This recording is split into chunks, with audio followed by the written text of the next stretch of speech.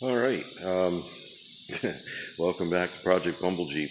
And I'm not even working on the Bumble Jeep today. I'm actually working on this. Come on. It's an '06 Acura T something. I don't know. It's an Acura.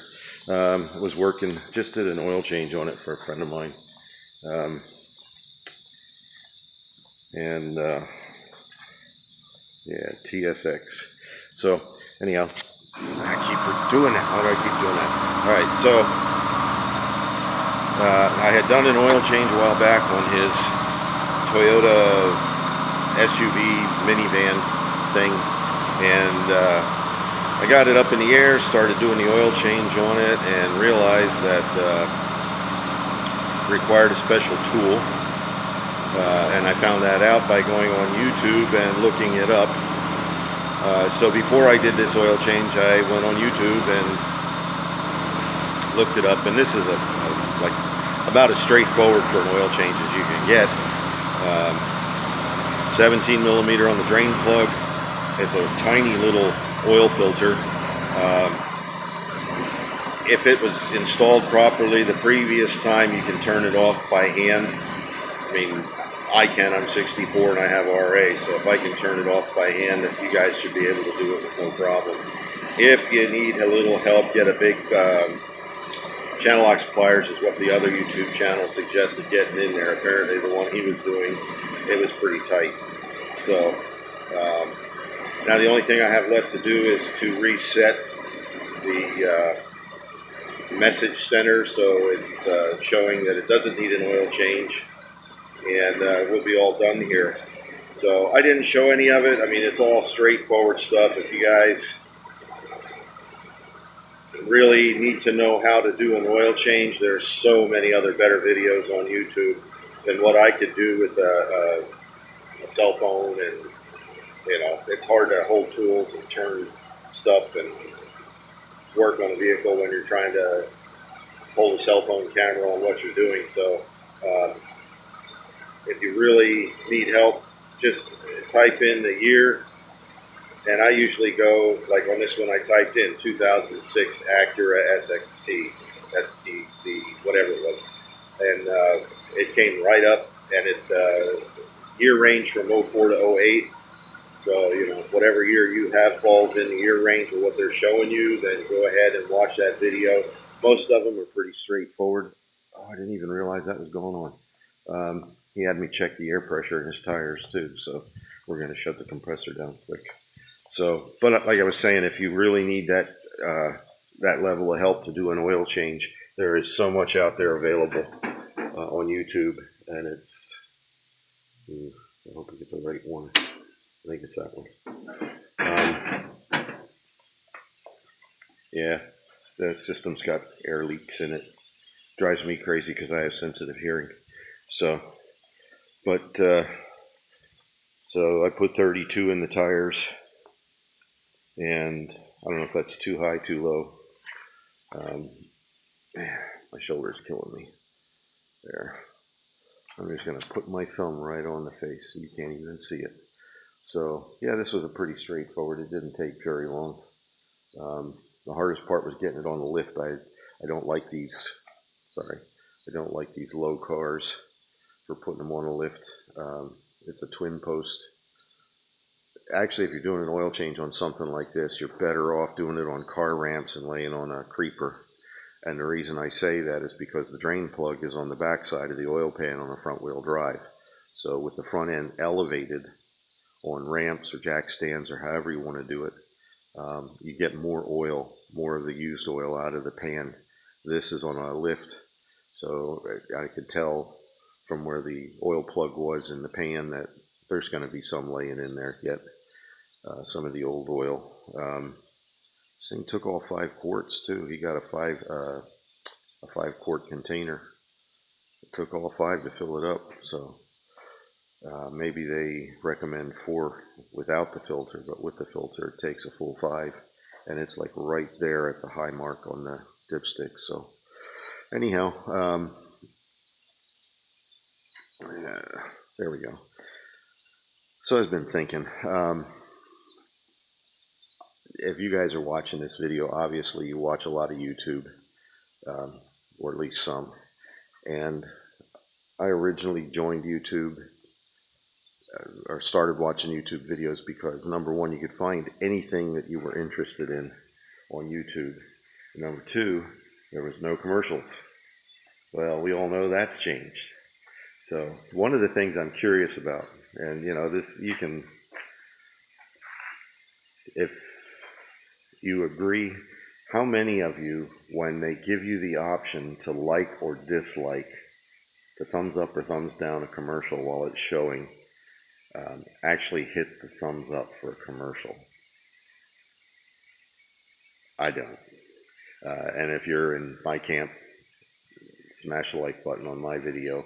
And then how many of you guys actually watch the commercial instead of skip? Now they've gotten tricky. They're getting trickier on YouTube with their commercials. What they're doing is they're giving you a timed commercial, and it can be as much as 30 seconds long. Most of them are only like 10, 15 seconds, and they're over. And they'll tell you in the bottom corner that your video will start in so many seconds. But personally, given the opportunity to skip ad, I always skip ad. I mean, that's the whole reason that I went to the YouTube venue, because there were no commercials.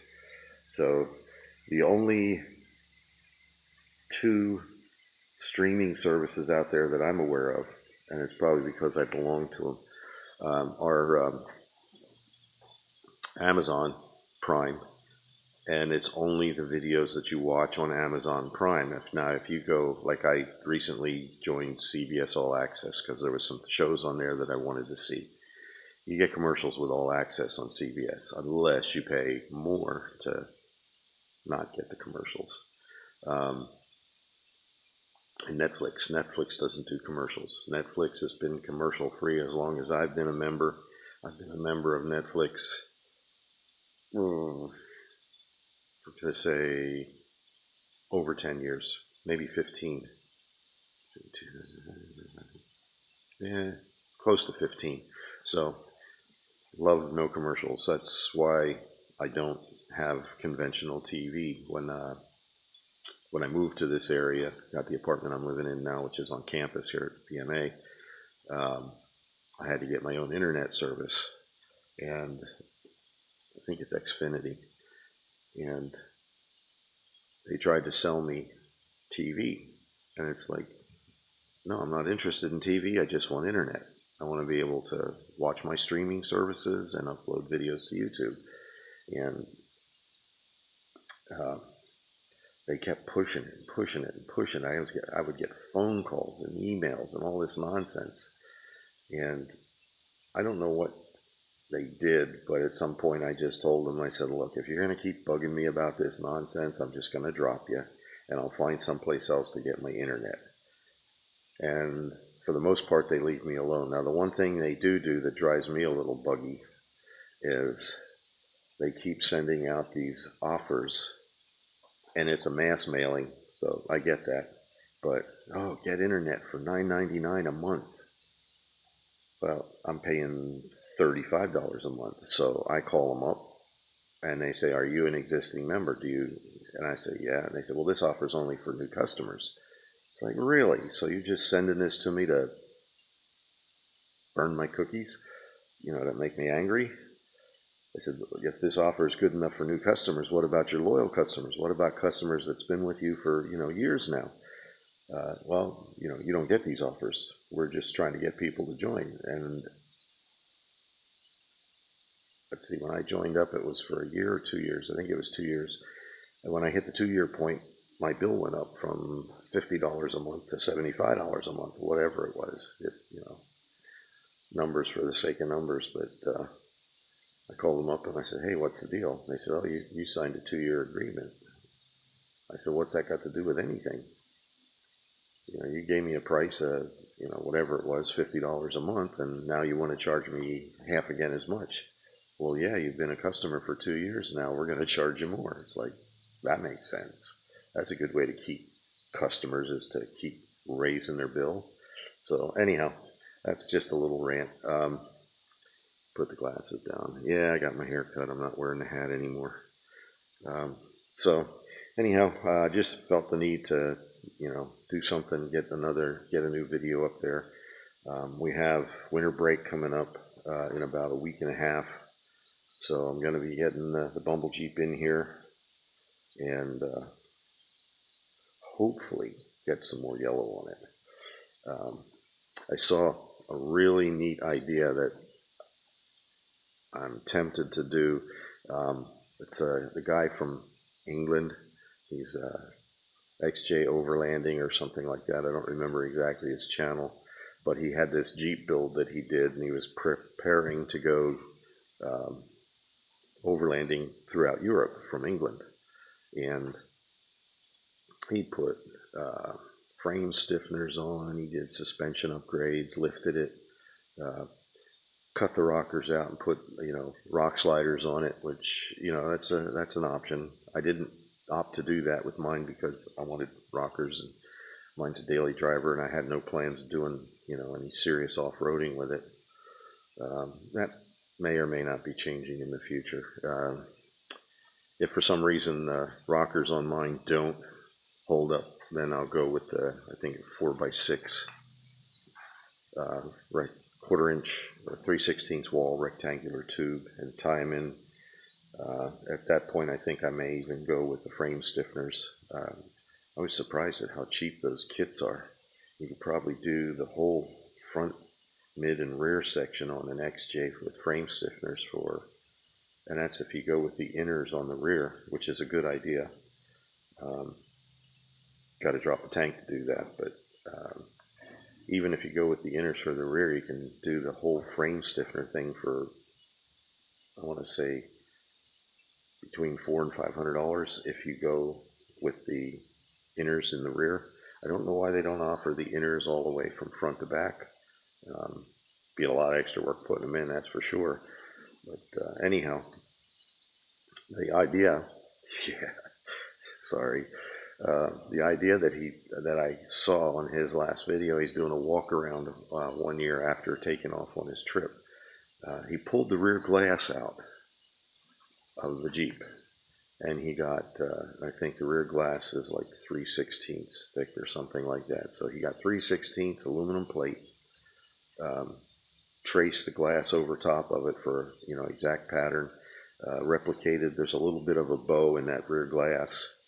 He replicated that and then just put it in with the gasket, but he also, before he put it in, he scuffed it up with like 36 on a DA and then hit it with Raptor liner primer. I don't know if he primered it and put the Raptor, if he just put the Raptor liner on it, but if I was going to go that route, I would definitely primer them before I put anything on. And I might even paint them yellow like the rest of the Jeep will eventually be.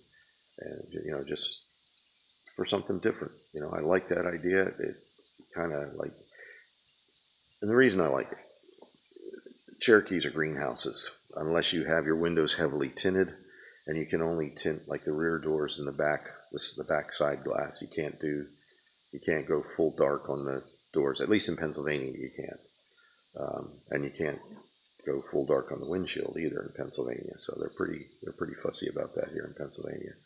But that's an option to tinning, relatively inexpensive. He said he didn't pay a lot for the sheet metal, and it didn't take him much to do it, a day or so. And I want to take the rear glass out anyhow to paint, because I'm a little AR that way. I don't like taping over gaskets, window moldings and stuff like that, because you can never get the edge just right. Okay, it's hard to get the edge just right. For me, it's easier, and those side glasses come out fairly easy. I took the rear glass out of the hatch when I painted the hatch yellow, and it was, just a few minutes to take it out, another few minutes to put it back in. It's a little nerve-wracking, but at the end of the day, it was an easy thing to do with the liftgate glass, and I'm assuming because the glass is in the same way on the rear sides that it's just, it'll be about the same level of difficulty. So anyhow, if you have any opinions on that one way or the other, not that I'm going to follow them because it's my Jeep, but if you have any thoughts, leave a comment. I think I'm going to end this here. I want to get Chris's car back to him. Get something to eat. I haven't eaten yet today, and it is, who knows what time is it? It's 11:33. Yeah, so I'm going to end it here. Look for some more Bumble Jeep content within like the next week and a half or so. And that'll probably be like every day over the break every day that I work on the Jeep, I'll record and vlog. And again, I apologize for not showing more of what I'm actually doing. You know, before and after is about the extent of what I can do right now. I don't have a way to set this up on a tripod. I haven't really figured out how to use the camera I bought to do this. So I'm good using the phone. The sound quality is decent. The picture quality is good. So anyhow, there you are. If you liked it, thumbs up. If you didn't like it, thumbs down. I don't care. You're not going to hurt my feelings. I got a thick skin. Like, subscribe, share. And by the way, one short note yet, to all you guys that have subscribed and watched my videos, I've got over 2,000 views, like 2,100 views now, combined on all my 33 videos that are uploaded. This will be 34. I got 28 subscribers. Thank you. If you know anybody else that's into Jeeps or, you know, into some old fart rant in front of a cell phone camera, share it with them. You never know. All right, so that's it for today. You'll see me in the next one. God bless.